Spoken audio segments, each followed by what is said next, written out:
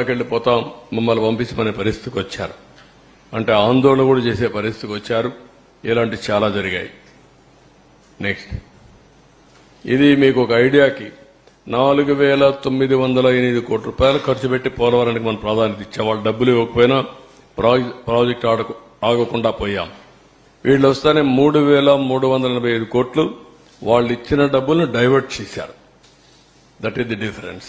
Next, ఇవన్నీ మీరు చూస్తే ఎన్నో హామీలు ఇచ్చాడు. ఎకరాకు 19 లక్షలు ఇస్తా అన్నాడు, ఒక్క రూపాయి ఇవ్వాల. ఎకరాకి అదనంగా 5 ల్యాండ్ అక్విజిషన్ అయిన వాళ్ళకు కూడా 5 లక్షలు ఇస్తా అన్నాడు, ఒక పైసా ఇవ్వాల. ఇంకో పక్క సకల వసతులతో పునరావాస కాలనీలు కడతా అన్నాడు. తెలుగుదేశం పార్టీ కట్టిన ఇళ్లు తప్ప ఒక్క ఇల్లు కొత్తగా నిర్మాణం చేసిన పరిస్థితులు లేదు. అంటే ఎన్ని అబద్దాలు చెప్పాలో ఓట్ల కోసం అన్ని అబద్దాలు చెప్పి వచ్చిన తర్వాత తప్పించుకోవడం అనేది ఇది ఒక ఉదాహరణ మాత్రం. నెక్స్ట్, ఈరోజు నేను ముందే చెప్పాను 4,114 కోట్ల రూపాయలు పునరావాసానికి ఖర్చు పెడితే one of the best model colonies నిర్మాణం చేశాం.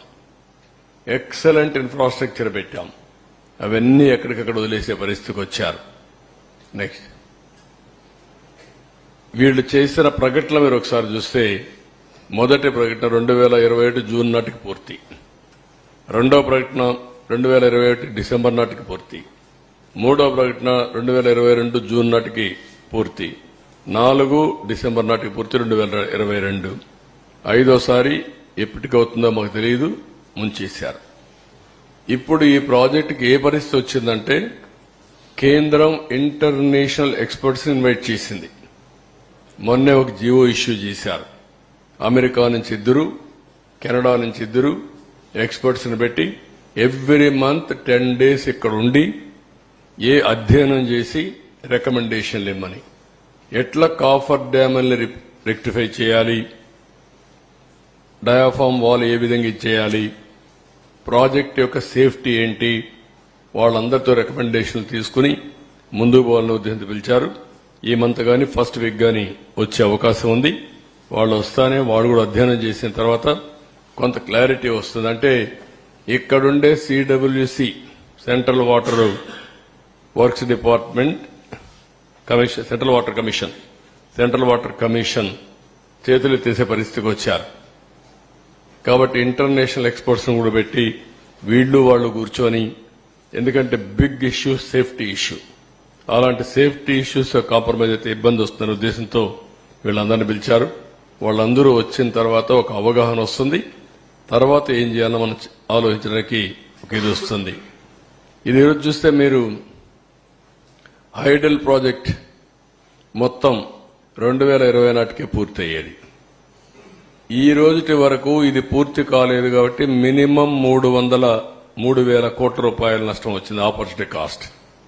అది వచ్చుంటే ఒక 3,000 కోట్ల రూపాయలు ప్రభుత్వానికి ఆదా వచ్చేది. 960 మెగావాట్లు పవర్ జనరేట్ అయ్యేది. నెక్స్ట్, ఊరికే మా వాళ్ళు లెక్కేశారు కానీ ఇది కరెక్ట్ కాదు.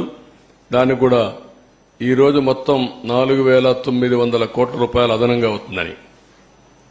4,900 కోట్లు దాంతో మళ్ళా ఒకసారి చూస్తే ప్రాజెక్ట్ ఎక్స్క్లవేషన్ 38%. ఎవ్రీ ఇయర్ డిలే అయితే ఆ ప్రాజెక్ట్ మళ్ళా పెరుగుతా వస్తుంది, కాస్ట్ పెరుగుతా వస్తుంది.